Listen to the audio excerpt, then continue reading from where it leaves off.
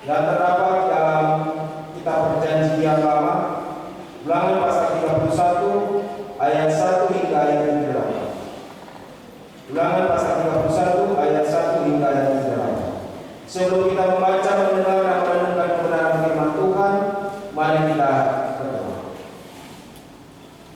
Kebenaran firman Tuhan telah terbenam di tangan-tangan kami. Kami hendak membaca, mendengar dan merenungkan kebenaran firman Tuhan. Kebenaran firman Tuhan menjadi kekuatan bagi kami, menjadi sumber terang bagi jalan kehidupan kami, dan menjadi pedoman kehidupan kami. Tanpa firman, kami tidak mampu menjalani kehidupan ini, tidak mempunyai kekuatan apa-apa di Allah. Tanpa firman, kami tidak tahu arah perjalanan kehidupan kami. Kegelapan menyebutkan kehidupan kami. Untuk itu ya Tuhan, buka hati dan kehidupan kami. Kuasa Roh Kudus bertanda dalam hati dan kehidupan kami, agar firman yang akan kami baca, kami dengar dan kami renungkan tidak berlalu dari bibir mulut dan pendengaran kami, tetapi itu tertanam dalam hati dan kehidupan kami. Dan kuasa Roh Kudus memampukan kami, menguatkan kami, agar kami dapat mengerti, memahami, dan melakukan firman ini di dalam kehidupan kami, dimanapun kami berada. Di dalam nama Tuhan kita Yesus Kristus firman hidup, kami siap sambut akan firman. Amin. Ulangan pasal 31 ayat 1 hingga ayatnya 3. Yosua sebagai pengganti Musa. Kemudian pergilah Musa lalu mengatakan segala perkataan ini kepada seluruh orang Israel. Berkatalah dia kepada mereka, aku sekarang berumur 120 tahun. Aku tidak dapat giat lagi. Dan Tuhan telah berfirman kepadaku, sungai Yordan ini tidak akan kau seberangi. Tuhan Allahmu dialah yang akan menyeberang di depanmu. Dialah yang akan memunahkan bangsa-bangsa itu dari hadapanmu, sehingga engkau dapat memiliki negeri mereka. Yosua dialah yang akan menyeberang di depanmu seperti yang difirmankan Tuhan. Dan Tuhan akan melakukan terhadap mereka seperti yang dilakukannya terhadap Sihon dan Og, orang-orang raja-raja orang Amori yang telah digunakannya itu, dan terhadap negeri mereka. Tuhan akan menyerahkan mereka kepadamu, dan harus kamu lakukan kepada mereka tepat seperti perintah yang kusampaikan kepadamu. Kuatkan dan teguhkanlah hatimu, janganlah takut dan jangan gemetar karena mereka, sebab Tuhan Allahmu dialah yang berjalan menyertai engkau. Ia tidak akan membiarkan engkau dan tidak akan meninggalkan engkau. Lalu Musa memanggil Yosua dan berkata kepadanya di depan seluruh orang Israel, kuatkanlah dan teguhkanlah hatimu, sebab engkau akan masuk bersama-sama dengan bangsa ini ke negeri yang dijanjikan Tuhan dengan sumpah kepada nenek moyang mereka, untuk memberikannya kepada mereka, dan engkau akan memimpin mereka sampai mereka memilikinya. Sebab Tuhan, Dia sendiri akan berjalan di depanmu. Dia sendiri akan menyertai engkau.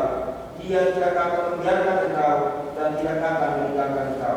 Janganlah takut, janganlah patah hati. Demikianlah jawab bacaan firman Tuhan di saat ini. Berbahagialah kita semua yang membaca, mendengar, dan terlebih khusus memahami dan melakukan kebenaran firman Tuhan. Shalom. Shalom. Pagi ini panas, Bapak, sudah bersemangat. Shalom. Shalom. Sekali lagi, shalom. Shalom. Harus bersemangat. Walaupun dalam perjalanan kehidupan kita banyak pergumulan, banyak tantangan hambatan dalam kehidupan pribadi, keluarga, pekerjaan, usaha, tetap kita harus bersukacita. Amin. Bapak Ibu, saudara-saudari, anak-anak jemaat yang diberkati Tuhan. Firman Tuhan yang telah kita baca dan kita dengar bersama. Tema yang diberikan bagi kita untuk merenungkan, meneruskan warisan kepemimpinan. Meneruskan warisan kepemimpinan. Kalau kita garis bawahi warisan adalah sesuatu suatu hal yang sangat penting yang akan diberikan. Dalam kehidupan kita kadang kita menerima warisan daripada orang tua kita, entah itu dalam bentuk sebidang tanah, rumah, dan lain-lain. Kita tahu bahwa warisan itu adalah suatu bentuk benda atau sesuatu yang berharga yang dianggap oleh orang yang akan memberi ini sangat berharga. Untuk itu dalam firman Tuhan saat ini kita melihat dalam konteks pembacaan kita dalam Ulangan pasal 31 ayat 1 hingga 8 ini, warisan apa yang ditinggalkan Musa yang disampaikan Musa kepada Yosua untuk meneruskan perjalanan bangsa Israel untuk masuk ke tanah Kanaan. Pada pembacaan minggu yang lalu kita berbicara tentang pemilihan Musa untuk memimpin bangsa Israel keluar dari tanah perbudakan. Tetapi Musa tidak membawa bangsa Israel masuk ke tanah Kanaan. Dan percakapan-percakapan antara Musa dengan Tuhan Allah yang mana dia berdalih dan dia menghindar dari zona yang tidak nyaman. Dia sudah nyaman di zona yang nyaman ini, dia dipanggil Allah keluar untuk ke zona yang tidak nyaman, yang mana dia pernah berbuat kesalahan kepada Firaun yang menghukum tentara Firaun. Dia sudah nyaman di tempat ini, kenapa Tuhan panggil dia? Dia beralasan banyak dalam konteks pembacaan buku kemarin. Tetapi pada satu intinya Tuhan memanggil, Tuhan mengutus, dan juga Tuhan melengkapi. Dalam minggu ini berjalan kita akan merenungkan meneruskan warisan kepemimpinan. Dalam konteks pembacaan ini kita lihat pada ayat yang pertama di sini. Kemudian pergilah Musa lalu mengatakan segala perkataan ini kepada seluruh orang Israel. Berarti kesimpulannya yang dikatakan dengan bahasa sehari-hari, dia sudah tahu bahwa dia akan mati. Ya. Di ayat yang kedua di sini dia mengatakan, ayat kedua di sini dia berkata kepada mereka bahwa sekarang aku berumur 120 tahun. Saya mau tanya di sini, apakah jemaat di sini ada yang berumur sampai 100 tahun baru bukan rumah? Ada? Ada tidak? Tidak ada. Kalau jemaat tempat saya tinggal ada. Jemaat tempat saya tinggal 100. Baru kemarin dia ex dari Nusantara. Dia maga Udin, ya, orang Batam kan? Ya, itu 109 atau 110 tahun. Ketika di Victoria sana. Jadi Musa katakan kepada orang Israel bahwa saya sudah berumur 120 tahun. Berarti kita lihat ada 3 generasi. Kalau menurut tradisi Israel itu 3 generasi. Dan Musa sudah melewati 3 generasi. Yang mana kalau melihat generasi kedua umur 40 tahun itu sangat kuat dan berenergi untuk melakukan segala tugas tanggung jawab. Dan Musa katakan sudah berumur 120 tahun. Dia tidak bahasa dalam firman Tuhan ini, aku tidak dapat diam lagi. Kita garis bawahi kata diam lagi ini, bahasa sederhana saya tidak bisa bekerja lagi. Dalam arti saya tidak bisa membawa kalian, tidak bisa menuntun kalian, tidak bisa memimpin kalian. Itu bahasa sederhana. Sudah lemah, tidak mampu lagi. Dia sudah tahu bahwa dia akan dipanggil oleh Allah. Bapak Ibu saudara-saudara jemaat yang diberkati Tuhan, dia katakan kepada bangsa Israel pada saat dia katakan seperti itu, jelas seorang pemimpin yang mereka agungkan, yang mereka dambakan, yang mereka sangat hormati dan hargai, pemimpin tiba-tiba mengatakan bahwa dia tidak mampu lagi. Jelas siapapun orangnya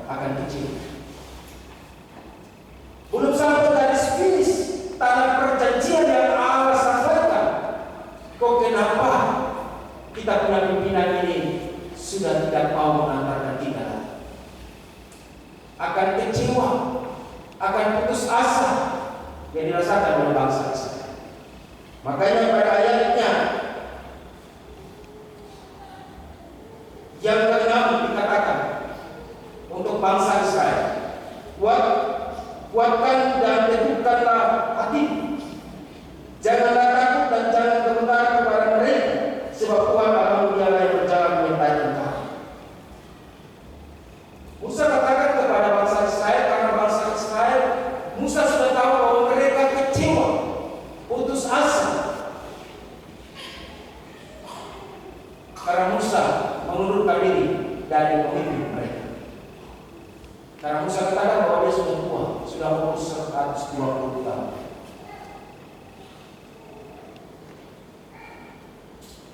Kata-kata penghiburan, kata-kata penguatan yang Musa sampaikan kepada bangsa Israel, dan bangsa Israel menerima akan hal itu. Dan untuk menjadi pemimpin pengganti daripada Musa, dia memilih Yosua seperti Allah yang telah memilih Musa. Allah memilih Yosua lewat mulut bibir Musa, karena Yosua ini adalah seorang tentara yang sangat kuat dalam keahlian berperang, dan disitulah Yosua ini untuk memimpin bangsa Israel melewati akan perjalanan sampai masuk ke tanah perjanjian, tanah Kanaan. Apa yang dikatakan Musa kepada Yosua? Ayatnya yang ke-7, lalu Musa memanggil Yosua dan berkata kepadanya di depan seluruh orang Israel, kuatkanlah dan teguhkanlah hatimu, sebab engkau akan masuk bersama-sama dengan bangsa ini ke negeri yang dijanjikan Tuhan. Di sini Musa sampaikan yang kedua kali, kuatkan dan teguhkanlah hatimu. Ini adalah suatu pesan, suatu warisan yang ditinggalkan oleh Musa kepada Yosua. Kuatkan dan teguhkanlah hatimu. Berarti jangan tawar hati. Kadang dalam perjalanan kehidupan kita, Bapak Ibu, kadang kita tawar hati. Kenapa kita tawar hati? Karena kita tidak percaya. Kalau kita percaya beriman sungguh kepada Tuhan, berarti kita tidak tawar hati. Tapi kadang kita tawar hati dalam kehidupan kita. Contoh dalam kehidupan keluarga yang paling kecil, ya, kepala rumah tangga, imam dalam keluarga adalah nakoda dalam antara kehidupan keluarga. Kalau dia tidak beriman sungguh, namanya saja imam dalam keluarga. Kalau dia tidak beriman sungguh, berarti dia ragu-ragu, dia bawa antara kehidupan rumah tangga hancur. Tambah lagi dengan ibu rumah tangga dia doa, dia punya tiang doa goyang, hancurlah sudah badan rumah tangga. Tidak tahu anak-anak berjalan seperti apa. Untuk itu dalam firman Tuhan di saat ini, warisan yang ditinggalkan oleh Musa kepada Yosua untuk melanjutkan akan kepimpinan, pada ayatnya yang ke-6 dan ayatnya yang ke-7 itu ada 2 kali ucapan yang sama, yaitu kuatkan dan teguhkanlah hatimu. Berarti kita harus kuat dalam tugas tanggung jawab kita sebagai kepala rumah tangga, sebagai ibu rumah tangga, sebagai orang tua, sebagai karyawan, karyawati, PNS dan sebagainya yang Tuhan berikan untuk kita kerjakan, yang kita lakukan setiap hari. Kita harus betul-betul kuat, minta pertolongan Tuhan, minta kekuatan daripada Tuhan supaya kita berjalan melakukan segala tugas tanggung jawab kita, entah dalam keluarga, di luar kita sosial masyarakat, dan dalam bidang pekerjaan, kita lakukan dengan sangat baik. Jangan sesuatu yang dikasih Tuhan, perkara-perkara yang kecil, mulai kita abaikan, kita salah menangkap, dan kaget begini sesuatu masalah menimpa kita, dan kita katakan Tuhan tidak adil. Saya rajin masuk ibadah khusus, saya rajin. Kenapa saya lakukan pekerjaan ini dengan baik? Tapi kenapa saya ada masalah? Tuhan limpahkan segala persoalan terjadi dalam kehidupan kita. Ya. Ingat, dunia manusia tidak bisa melihat, tetapi Tuhan melihat. Tidak ada yang tersembunyi di hadapan Tuhan. Selai rambut jatuh, ya, selai rambut jatuh saja Tuhan tahu. Kalau suami-suami, saya mau tanya, istri sisir rambut, suami tahu berapa ya? Suami-suami, jawab. Tidak tahu? Tidak tahu. Jadi apapun yang kita akan rencanakan buat, sebelum kita ucapkan, Tuhan sudah tahu dari pikiran hati. Jadi jangan bawa kuat diri kita. Saya kuat, saya punya relasi ada, ya, saya punya power ada. Siapa mau lawan saya? Yo, kau kuat saat ini, saat kau lemah, selesai. Ya seperti itu. Jangan pakai kekuatan sendiri, tapi pakai kekuatan yang berasal dari Allah untuk menuntun kita, memimpin kita dalam perjalanan kehidupan. Nah, kehidupan ini sekarang mulai akan digenapi akhir-akhir zaman. Jadi Bapak Ibu hati-hati dalam menjalani kehidupan. Nabi-nabi palsu sudah mulai muncul dan segala macam. Sampai kemarin ada suatu aliran sesat yang memakai agama Katolik yang ada di Timika sana. Orang asli Papua sendiri yang membawa. Jadi Bapak Ibu hati-hati, nabi-nabi palsu sudah mulai ada. Minta pertolongan daripada Tuhan. Minta kekuatan daripada Tuhan supaya Tuhan meneguhkan akan kehidupan kita, hati kita, supaya kita memimpin keluarga kita ini berjalan dengan baik seturut dengan kehendak Tuhan. Tapi kalau Tuhan izinkan sesuatu terjadi dalam kehidupan, berarti Tuhan melihat, Tuhan percaya. Apakah kita terus berpengalaman dan bersandar kepada Tuhan, atau tidak? Musa bersandar dan pengharapan kepada Tuhan. Dia meminta kekuatan daripada Tuhan sehingga dia berumur 120 tahun. Dia memimpin bangsa Israel keluar dari tanah Mesir.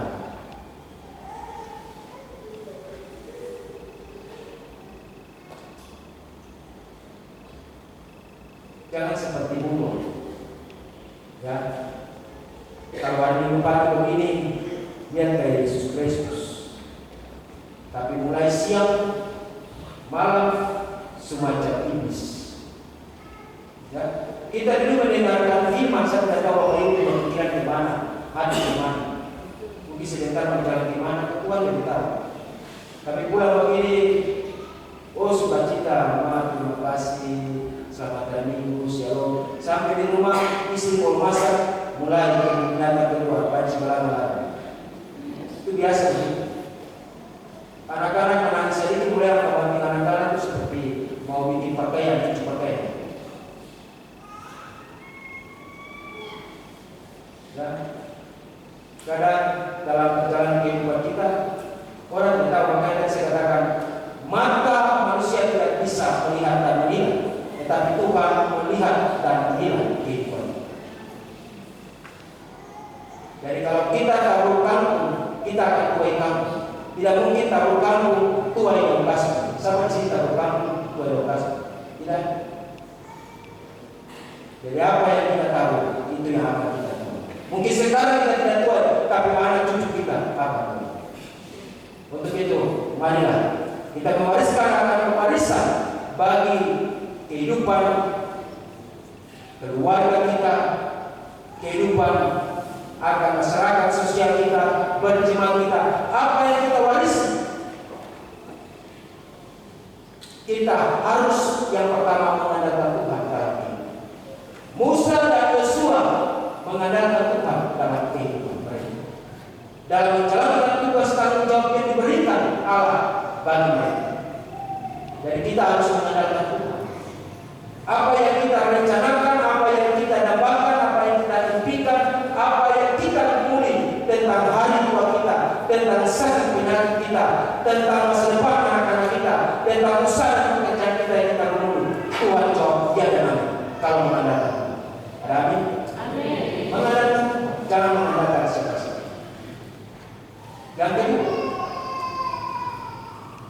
Yang kedua yang dilihat dari firman Tuhan, apa yang kita akan wariskan kepada anak-anak kita, kepada jemaat penerus kita, anak-anak sekolah minggu, anak-anak bar, anak-anak pemuda ini. Besok-besok kita yang tua ini seperti gantongan dan saya tidak apa-apa. Tapi tetap kita melayani bukan jabatan sebagai penatua siamas, tapi kita melayani lewat tua kita, nasihat itu kita melayani. Jadi hal yang kedua yang perlu kita lihat, sifat karakter Yesus Kristus ada. Sifat karakter Yesus Kristus kita harus merendahkan diri, hidup dalam kasih. Ya, Musa seorang pemimpin yang dia wariskan bagaimana merangkul akan kehidupan bangsa Israel. Kita tahu apa itu bangsa Israel ini, bangsa yang tegak teguh, bangsa yang kepala batu. Ya, Musa pergi ambil hukum Taurat 2 batu. Dia turun lagi, bangsa Israel sudah menyembah berhala, keras kepala, tegak teguh.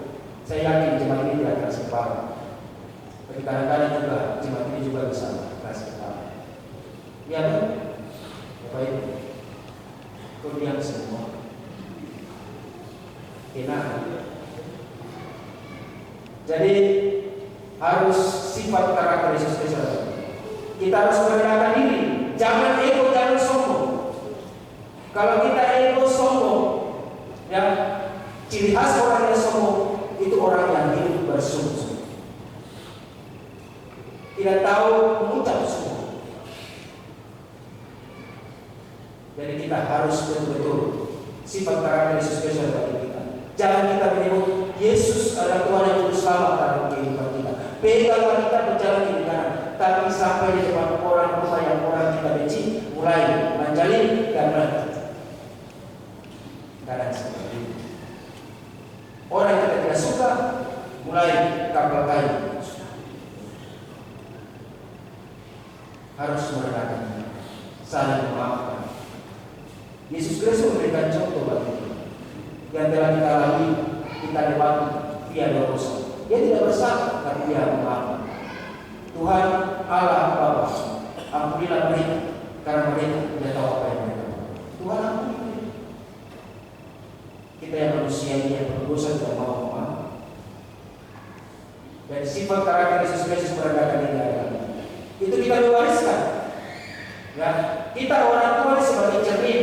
Kalau kita sombong, kita angkat tangan kanan, anak-anak tetap itu angkat tangan kanan. Karena dia cermin. Dari orang tua suku dari paniku, anak-anak juga akan tipu orang tua. Dari warisan yang harus baik yang harus kita wariskan kepada anak-anak, kepada jemaat kita. Ya, jangan sudah jabatan dipanggil Tuhan, diutus Tuhan menjadi penatua siap mas pada pengurus kursus, tapi masih bukan cerita orang. Dengan apa yang engkau mengaku di dalam harus hati-hati. Dari seperti ini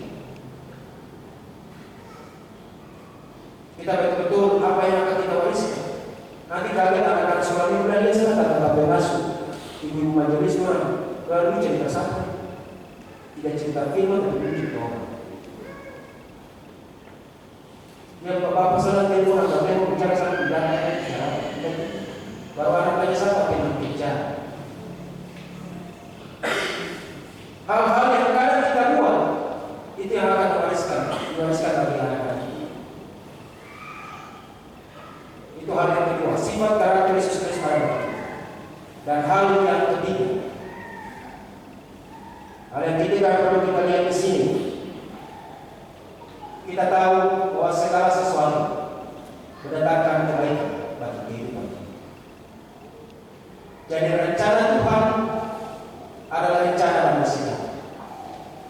Jangan tolak rencana Tuhan. Rencana Tuhan yang Tuhan buat bagi bangsa Israel lewat Musa dan Yosua itu adalah rencana kebaikan. Tapi kadang dalam kehidupan kita menolak dan kita kadang menyalahkan Tuhan. Karena apa yang kita doakan, apa yang kita gumuli, apa yang kita mau, Tuhan tidak jawab, Tuhan jawab lain dalam kehidupan kita. Kita mau pemimpin yang seperti ini, tapi tiba-tiba Tuhan kasih pemimpin yang seperti ini.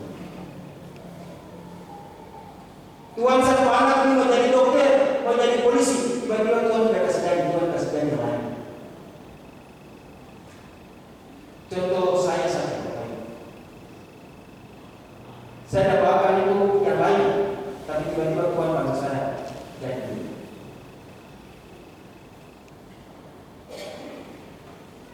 Rancanganmu bukan rancangan bangsa. Jadi hal yang ketiga yang perlu kita lihat dalam konteks membaca ini, apa yang kita wariskan, kita harus betul-betul mendalami rencana dan kita menerima itu. Bahwa segala sesuatu yang Tuhan buat itu baik.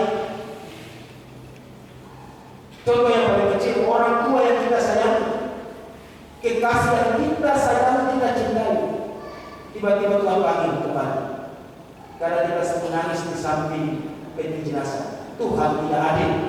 Saya mau membahagiakan orang tua saya mau tembus polisi atau tembus tentara, saya mau pekerjaan, saya mau membahagiakan orang tua saya. Kenapa Tuhan panggil itu?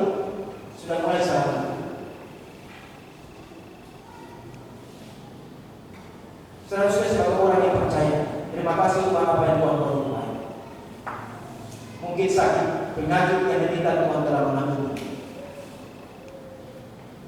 Ada sesuatu yang Tuhan siapkan bagi kehidupan kita. Kalau Tuhan izinkan terjadi dalam kehidupan.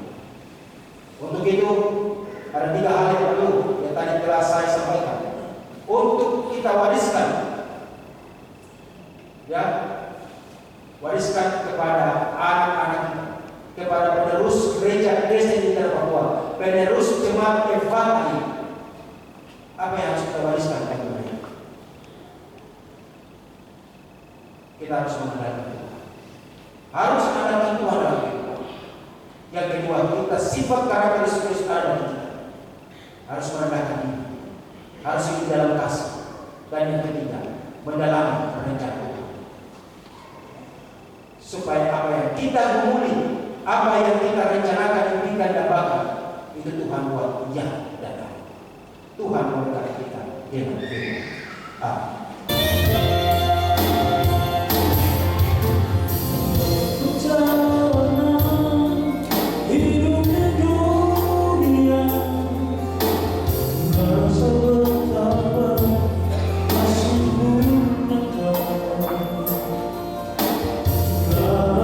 See